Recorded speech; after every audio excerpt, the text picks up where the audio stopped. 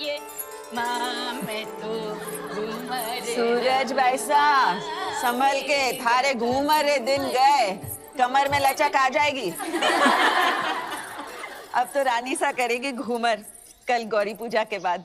छोटी रानी सा घूमर रो रंग चोखो जमना चाहिए। रंग तो जमेगा ही सूरज भाई साहब, क्योंकि कल ढोल हम बजाएंगे। अंदाता हुकुम। कुंवर भाई साहब फिर बोलो तारो बड़ बोलो बेटो बीच में। ढोल बजाना तो दूर की बात बादल, घूमर बखत रानी वास में हुकुम रे सिवा कोई मत आ भी नहीं सकता। तो छोरा तू अपने ब्याह में जी भर के ढोल बजा लीजिए। रावल साहब पधार रहे हैं। सब मिलके नई दुल्हन को सता रहे हैं।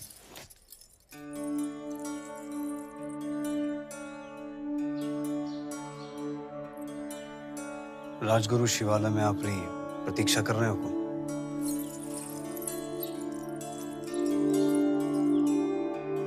चले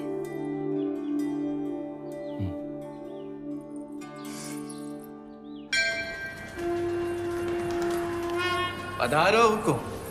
पद्मावती, आप हैं मेवाड़ के मार्गदर्शक और हमारे राजगुरु आचार्य राघव चेतन जी। हमारे सभी प्रश्नों के उत्तर यही देते हैं। हमारी राजनीति भी इन्हीं की देन है। आशीर्वाद लीजिए।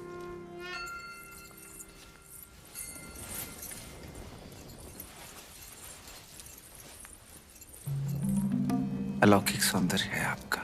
सौंदर्य ही नहीं, गुण और समझ की भी धनी है हमारी रानी साहब।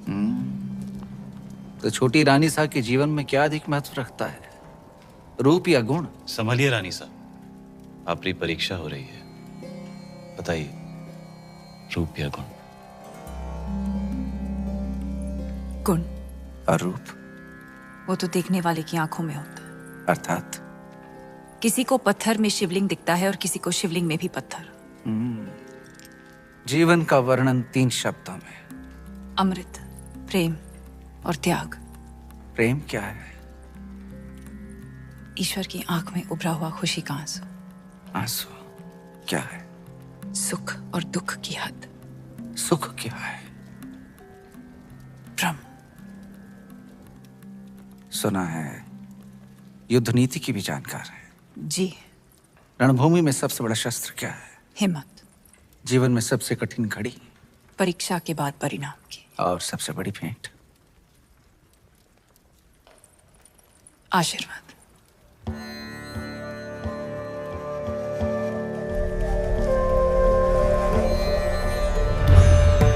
आइए रानी साहब।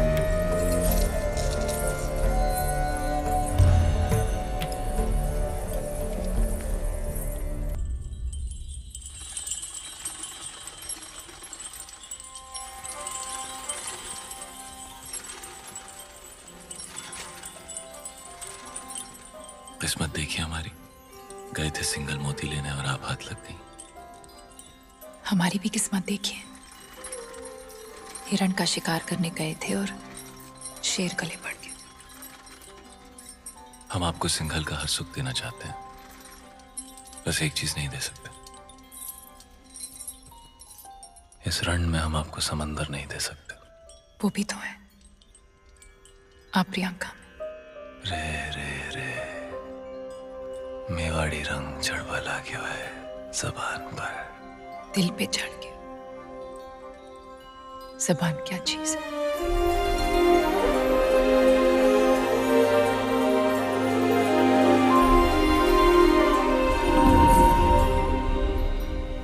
क्या हुआ?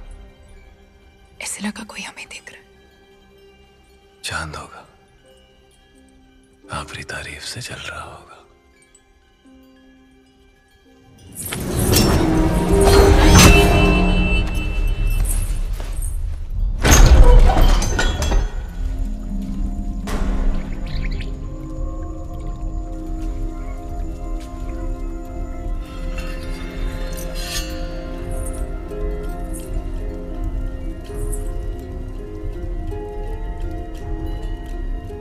कौन हो सकता है? चंदन की खुशबू आ रही है और ऐसी खुशबू पूरे चित्तौड़ में एक ही आदमी लगाता है।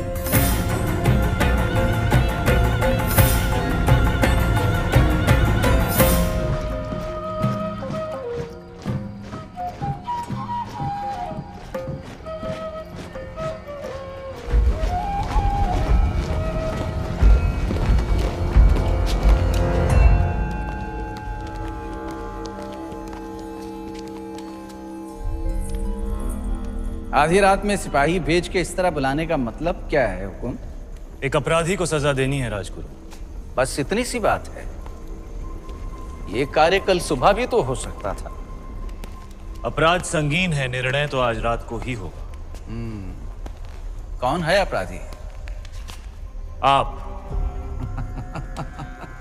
जिसकी पवित्रता की सौगंध सारा मेवाड़ खाता है वो अपराधी। जिसने रावल रतन सिंह को सिंहासन पर बैठना सिखाया है वो अपराधी। ऐसा क्या अपराध हुआ है हमसे हुकुम? जब रावल अपनी रानी सा के साथ एकांत में थे, उन पलों को देखने की हिम्मत की है आपने। मनगढ़ंत। प्रमाण क्या है? सुजान सिंह, हुकुम।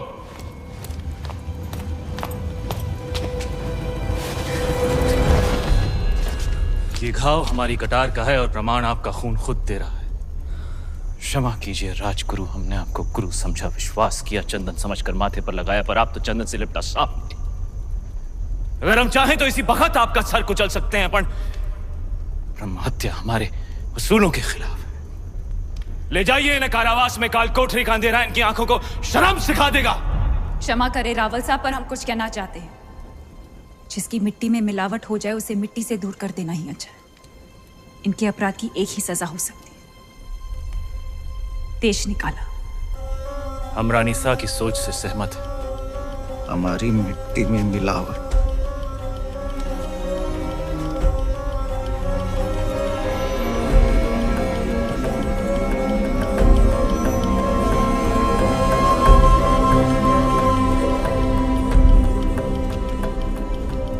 लो पी ली हमने अपमान की आग, लेकिन इस आग में जलकर चित्तौड़ राख हो जाएगा।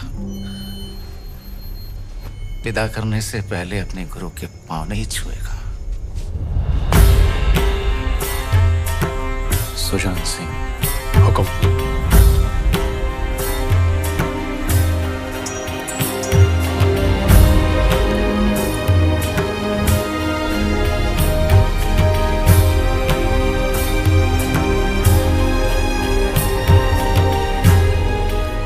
जा रहे हैं इस मिट्टी से दूर, लेकिन पूरे मेवाड़ को घुटने टेकने पर विवश नहीं किया तो मान लेना राघव चेतन इस संसार में था ही नहीं।